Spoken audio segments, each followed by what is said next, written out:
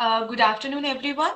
My name is Anshika Jaswal, and I'm here along with my team members Abhinav Chaube, Sakshi Pandey, Shivendra Singh Delmia, Mansi Yadav, and Yogita Parihar. Are very thankful for this wonderful opportunity to present our case analysis on India's first life insurance driving growth with competency mapping. Before we dive into the case study. Let us first understand the industry and company on which we are presenting our case on. For that, I would like to call Mansi Yadav to present with. Mansi, kindly come on the ADIS. About the industry, Anshika, change the slide. About the industry, IFLI is a life insurance company incorporated in November 2009. It is headquartered at Mumbai. The company was formed with a joint venture of two public sector banks, that is Bank of Baroda and Andhra Bank, and also an MNC and UK based MNC legal and general company. IFRI has crossed 2 billion turnover in just 4.5 months since its operations. IFLI adopted bank assurance model. Bank assurance model refers to selling of insurance products and services through the banking institutions. Anshika, change the slide. Vision 2020. IFLI vision was to be largest insurance provider in the country and to be among the top 5 insurance company in India by 2020. It introduced the vision with a theme securing life and creating value. It also has the organization values for its employees: think new, do more, be honest, and be helpful. Thank you. Over to Yogita. So, thank you, Hansi. I'm continue with my point is continuous and sustained innovations. So, if we talk about the differentiate factors of employees, the first factor come in our mind is uh, continuous and sustained innovations. In this, the only organic way to achieve Vision 2020 was to focus on the employees who could generate continuous and sustained innovations and could help IFLI to make a difference to its customers. Employees have to be the bedrock of innovations in selling and servicing the products.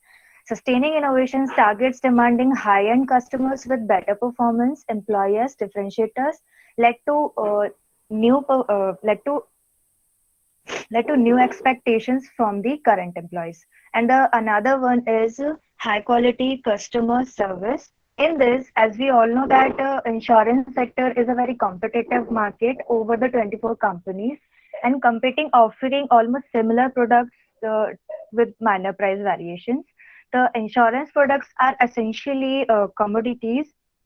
In such a competitive scenario, the only way for IFLI to achieve its vision is to focus on high quality customer service.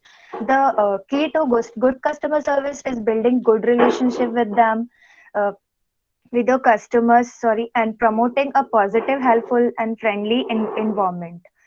Customer service is essential for business. In fact, consumer are willing to spend 17% more with companies and delivers great customer service. And after this, we have right set of process. So in this, the organization job is to provide the right set of process and necessary arrangements to create these differentiating factors. So now the question arises, what is differentiating factors and how it is developed in employees? So as we know, performance differentiation is a technique used by some companies to evaluate employees by segmenting them into tiers. Usually we see there are three categories of performance: strong, average, and weak. So companies will often earmark each group by the size of the workforce. In organization, we follow a ranking method to rate employees. We currently have some set of elevations parameters against which a rating is provided. For me, doing what is required and performing a role as is outlined job competencies. And the last we have is speedy settlement.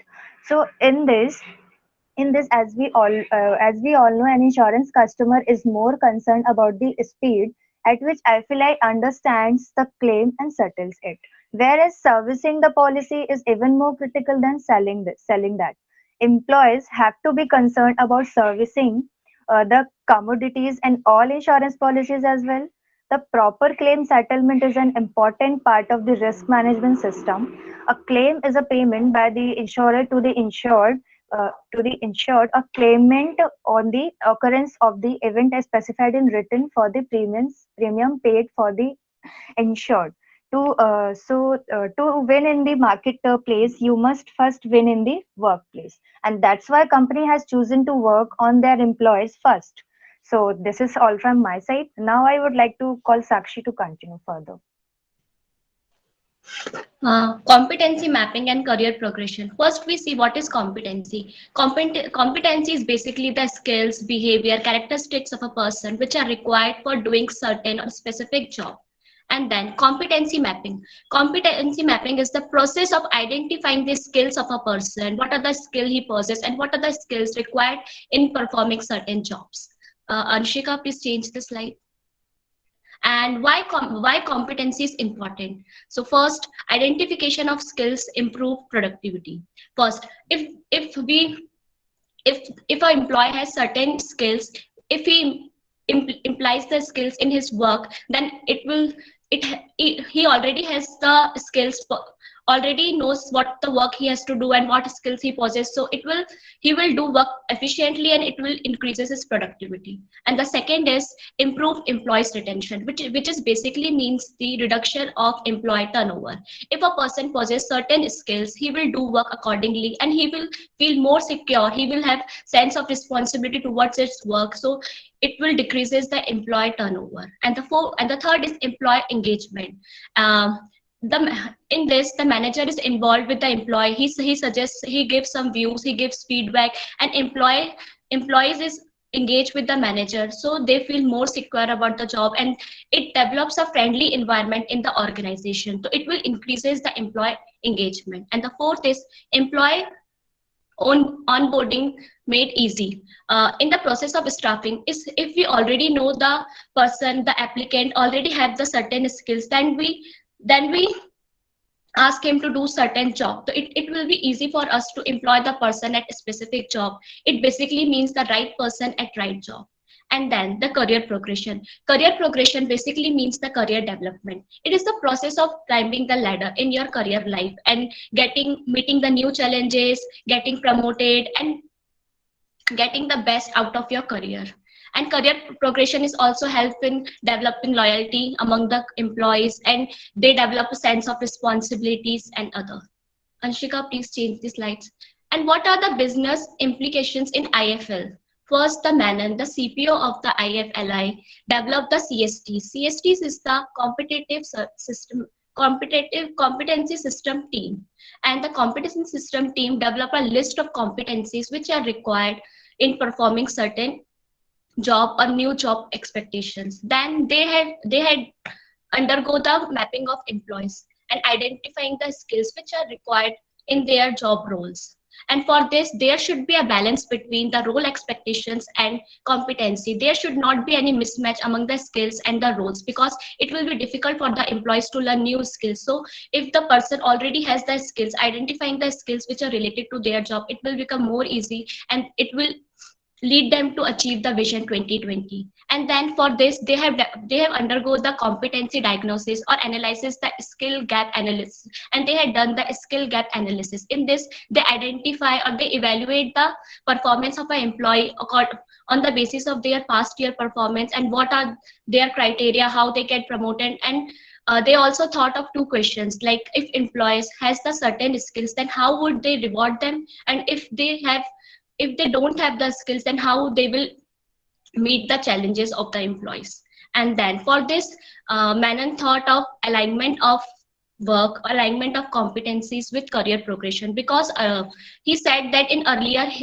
he discussed with his talent management, and he tell Menon that earlier people are getting promotion instead of having the skills, so it is required to align the work with career progression. And this is based on the principle that is PFP square, that is pay for performance and promote for potential. And this is based on, there are three criteria for the promotion. First, they see the lifespan of an employee in current role, and second, they see the performance of employee in current role, and the third, what skills the employees possess to meet the challenges which are required in performing the new job role expectations.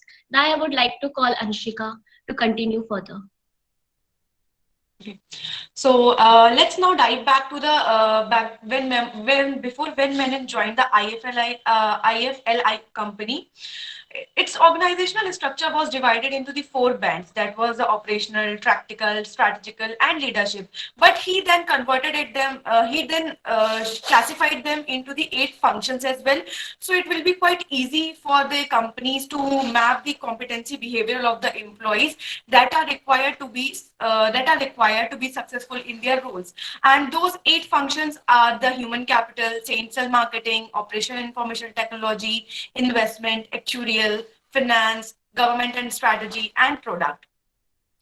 And let's further discuss about the behavioral competency. Okay, so according to these behavioral competencies, only the employees were classified. The first one is planning and organizing, and the second one is achievement orientation and effective communication. So if we see the exhibit number 2, sorry.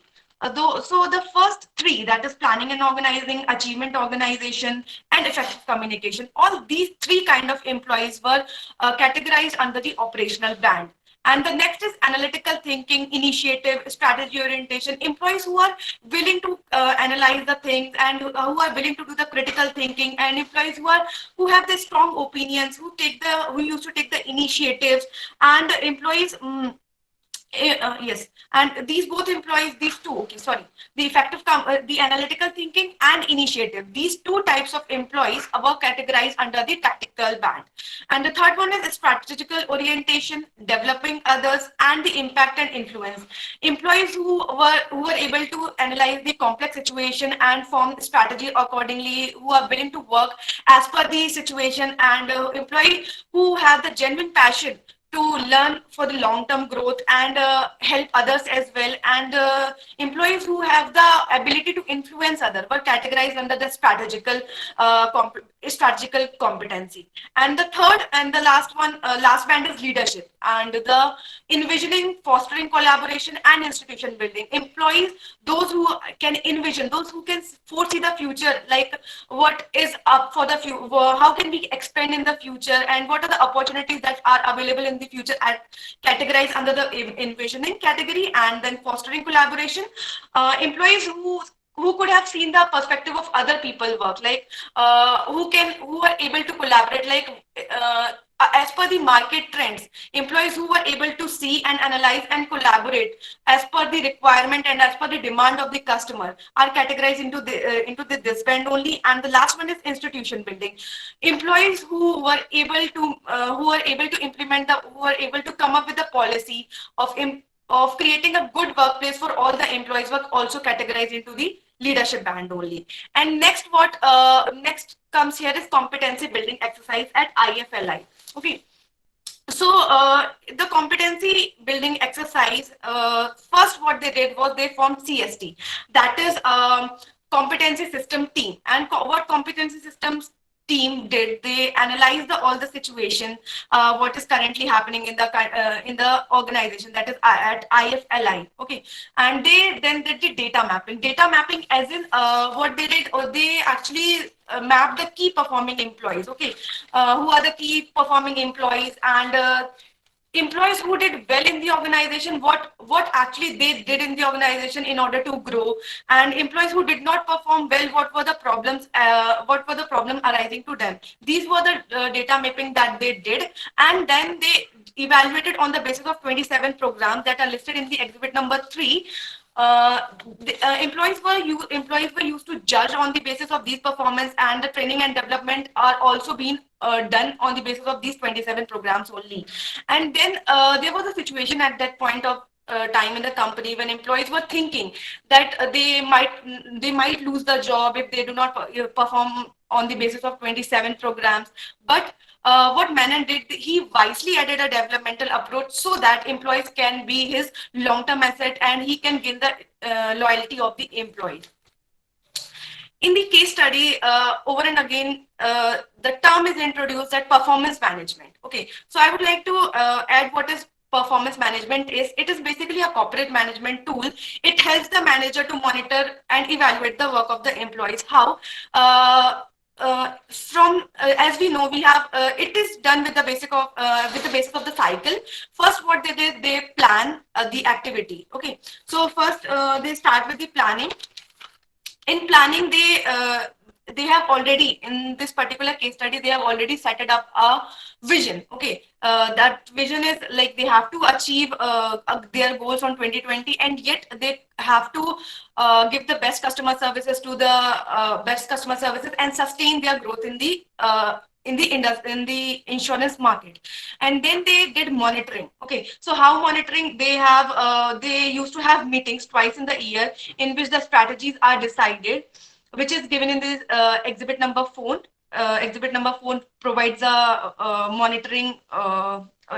provide the information about the meetings that are held. The meetings used to held twice a year, and the strategies were formalized accordingly, and then reviewing what they have planned and what they are achieving. Employees, what all employees are achieving are used to be compared, and on the basis of these 27 evaluative programs. Okay, they have planned a performance, and then they review it accordingly, and then they give feedback to the employees. And the rewarding is the most fascinating thing about this thing. All employees want to get appraisals, and so this is their motto. Their basic motto was, for this particular program, rewarding is pay for the performance and promote for the potential. And employees who do not perform well would lack the good ratings and the rewards. So that was also a motivating factor for the employees, as they are getting a lot of rewards from the company. So now I would like to invite my friend Shivendra on the EDIS. Thank you, Anshika. Now I will take you to the strategies which are adopted by the IFLI to sustain the competency development exercise. First, the balance loop. It is a representative of any situation where there is a goal or objective which takes to achieve the company's goal. Let us take some example of this. Like I have decided to that I have to increase the sale of life insurance premium by 10%. So I have just created a balancing loop. Now reinforcing loop. It is one in which a action produces a result. It produces both growth and decay. The examples of some reinforcing loop are: in an organization, if the superior, if the subordinate is in supportive behavior, then the employee's perform will improve, which will lead the supervisor to be even more supportive, and vice versa. Now, as already Sakshi will talk about the performance management system. According to this, there are various performance appraisals which are used in the organization. But when an organization want to use to link the performance of the employee directly with the generally bell curve performance appraisal is utilized. In this system, the employees are categorized under different ranking according to their performance. For example, the employees who are marked on the 20%, the bell curve are given a reward in the terms of bonus, which boosts the moral of the employees. And the the red spot which you are seen in the picture, under this the 10% which are the 10% employees which are not able to develop their skills are put into this section, this portion. Now, after stopping if we stop the Belcom system in 2015 and adopt a new approach which is known as balance scorecard approach. In this approach, the name balance score comes from the idea of looking at strategies measures. Balance scorecard is a framework uh, to implement and manage strategies. It is a link, a vision to strategies, objective, measures, targets, and initiatives. It balances the financial measures with performance measures and objective. Anshika, please, next slide. Now, there is a question. The questions come arise how the employees are categorized into different brackets. So the answer is on the basis of their performance by analyzing them with the help of balanced scorecard approach. The employees are classified into three brackets. So our first bracket was growth quadrant. Under this, the employees who perform well in their job are instructed and come under this quadrant. And the second quadrant was S quadrant. In this quadrant, the employees who are average and performing their assigned tasks according beyond what they are expected under this. And the third bracket was development quadrant. The employees who did not perform any task or job which they assigned, so they are under development quadrant because they need a development. Anshika, please change the slide. Now, performance performance management the link of performance management system with learning and development intervention. Now, after analyzing the performance of the employees and classified them into different brackets according to their performance and jobs, uh, now Menon have decided to link performance management system with learning development intervention, which can help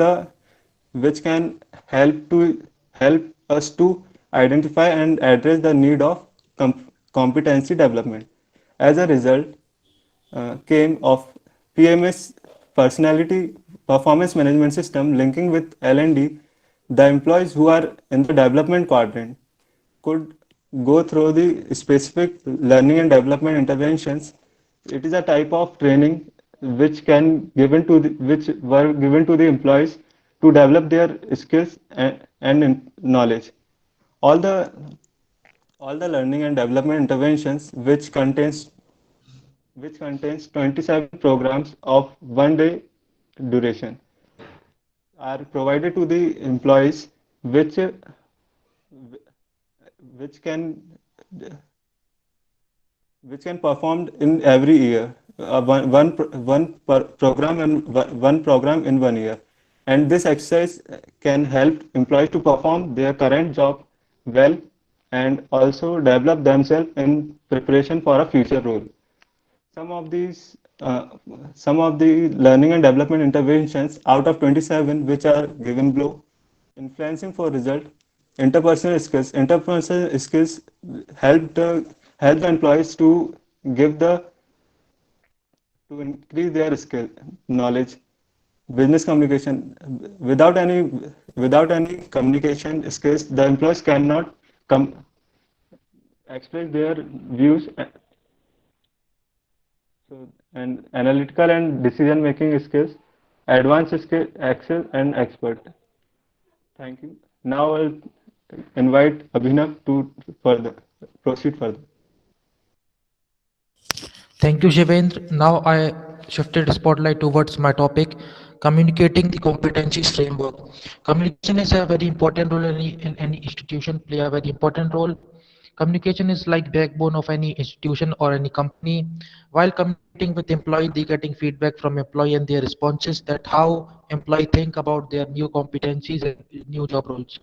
If a company are not communicating with the employee, that they don't know that how employee thinking about the new competencies of job role, and they are comfortable with that or not, or they are skilled according to them or not.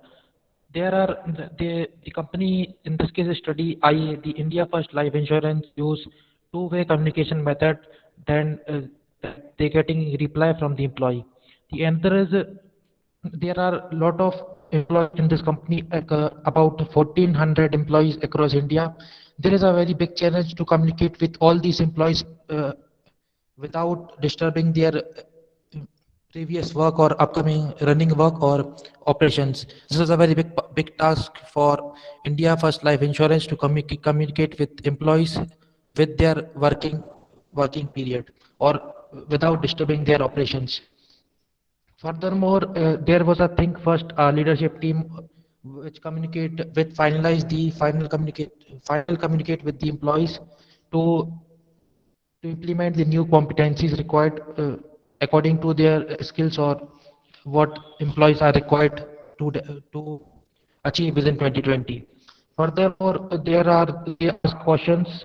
They ask question this that how much do you force to prepare to your new job role? And second question is there are basically two questions asked by the company, by the industry to the employees. Second question is to what extent do you agree with new competencies and it was helpful in your future role. Also, there are 1400 employees and 800 from sales.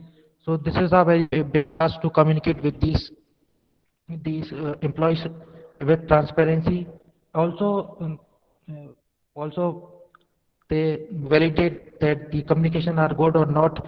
Employees are employees are know that what company competencies are new competencies are and what are new job roles.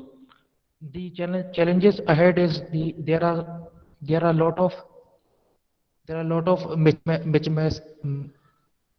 there are a lot of employees in the company. That's why there is a big challenge that company communicate with these all employees at same time or without disturbing their previous or running operations. That is from my side. Thank you.